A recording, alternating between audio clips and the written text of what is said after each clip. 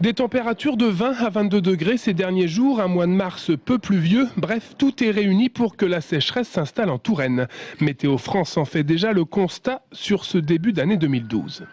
On devrait atteindre un record sur un cumul de pluie de janvier à mars, puisque c'était en 92, on avait eu 66 mm en 3 mois, et là actuellement on n'en est qu'à 58 mm.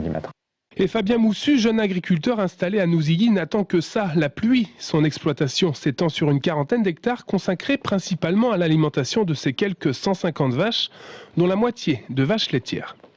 Si on n'a pas de la pluviométrie conséquente, quand je dis conséquente, c'est 20 à 30 mm dans les 10 jours à venir, là ça va être critique puisqu'on a commencé à mettre les animaux dehors et que ça va être très vite râpé puisque les animaux mangent de ce qu'il y a. C'est vrai qu'on voit que c'est bien vert dans les champs, mais le problème c'est que l'herbe ne va pas repousser au fur et à mesure.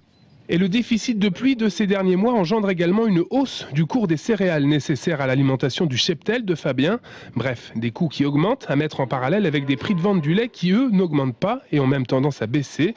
Et en plus, la terre qui doit accueillir maïs et blé est déjà bien sèche pour un mois de mars.